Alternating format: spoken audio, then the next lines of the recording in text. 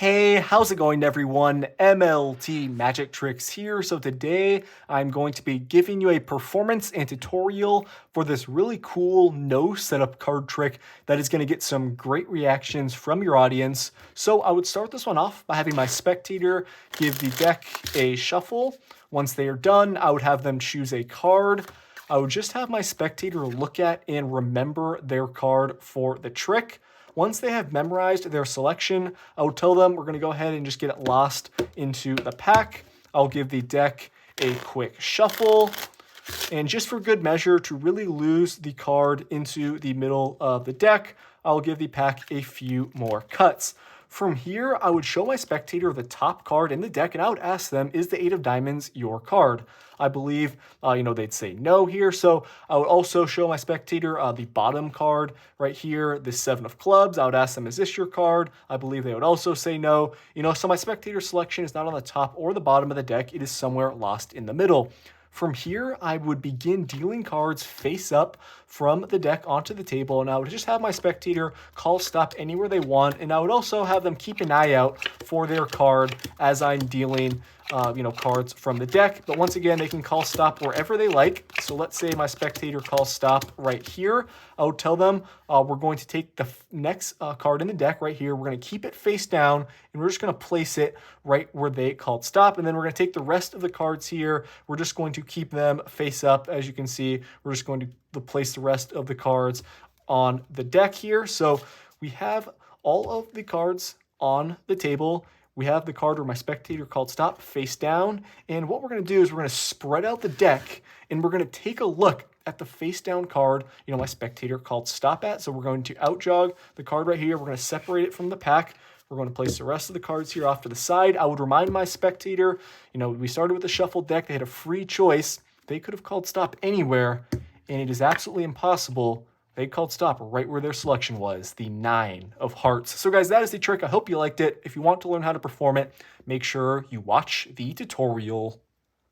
All right, so I hope you guys enjoyed that performance. This is an awesome card trick that you should definitely learn. So grab your deck of cards and let's get right into the tutorial. So you can do this one with a borrowed deck. It's completely no setup. You're going to begin with your spectator giving the deck a shuffle. Then you're going to have them choose a card. They have a completely free selection. Once they take out the card, just have them look at it and memorize it. You do not need to see it, but for the tutorial, we'll look at it together. In this case, we have the 2 of spades. Now, what you need to do is get this card to the second position from the top of the deck. Now, I'm going to explain what I did in the performance in order to make that happen.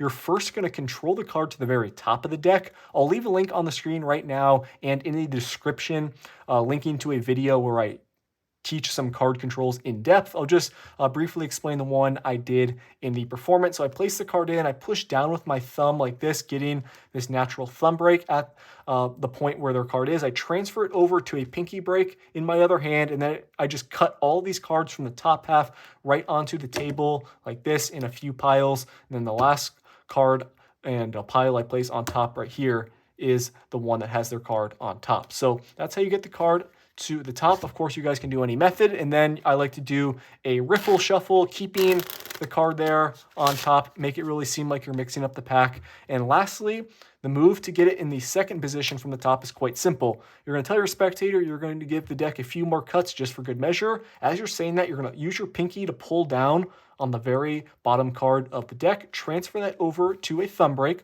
swing cut around half the deck into your other hand, and then drop that card right on top of the deck, just like that. Maintain the break there, and then do a double undercut to bring all these cards back up top. And you'll see we have the 2 of spades now in the second position from the top. One more time, it's pretty simple. You have their card on top. You pull down, you get the break there with your thumb on the very bottom card. Swing cut half the deck, drop off the card, maintain the break, do a double undercut, and you're good to go with their card in the second position from the top. So practice that if you need to, but once you get the hang of it, it's quite simple. From here, you're ready to move on.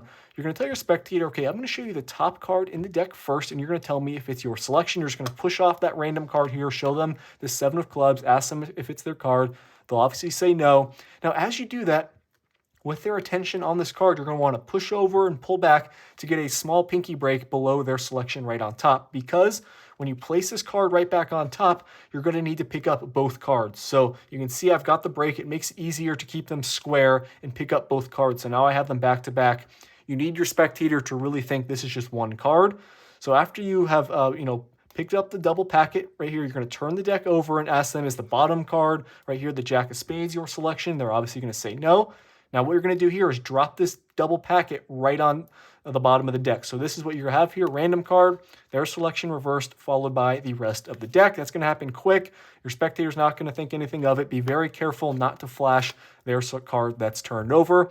You tell them, okay, your card's not on the top or the bottom. It is truly lost in the middle. You're going to turn the deck over and tell them you're going to begin dealing cards face up on the table, and you're going to have them just call stop wherever they want. Ideally, they'll call stop somewhere in the middle. You can also just say, keep an eye out for your card. They're obviously not going to see it, but just tell them that and have them call stop wherever they want.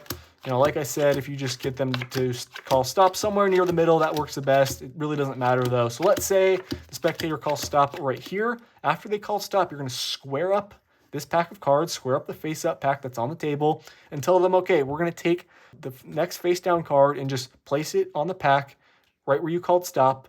And the way you place this card down on the pack here is quite important. You're going to want to out-jog it a little bit. So I have it out-jogged, you'll see, to the right because I'm going to spread out the cards with my right hand. But if you were to spread out the cards with your left at the end, out-jog it a little bit to the left. So that's just a quick note.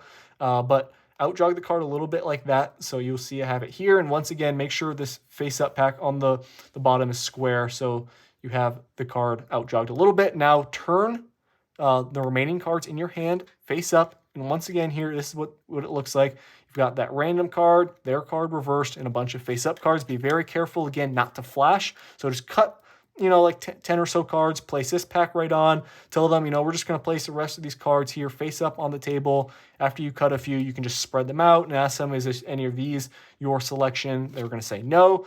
You tell them, okay, what we're going to do now is spread out the deck and take a look at the card that's face down, where you called stop. So you'll see here, the card is still out-jogged at this point. Don't make too big a deal out of it. Just quickly say, what we're going to do? We're going to take the deck, we're going to spread it out. So you'll see if you spread out the cards quickly, the face-down card that reveals itself is not that one, not the random one that was face down and out-jogged.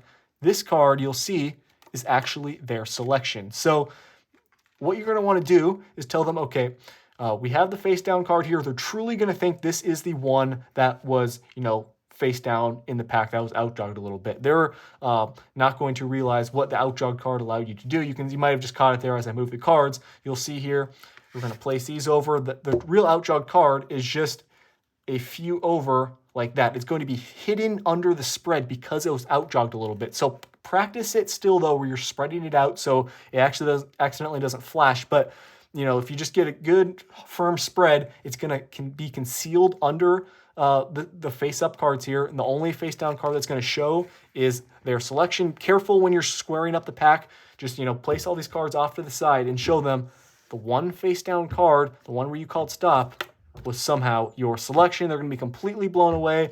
Obviously, you do have that face-down card, in the middle of this pack here, somewhere in the middle, but, they're not going to want, they're not going to go check it out or anything. You can just casually, spread through the deck to yourself, reverse it so you come off completely clean, but that's a trick, quite powerful, not too difficult to do. Practice it a few times and you'll be good to go. Thank you for watching. I will see you in my next video, guys.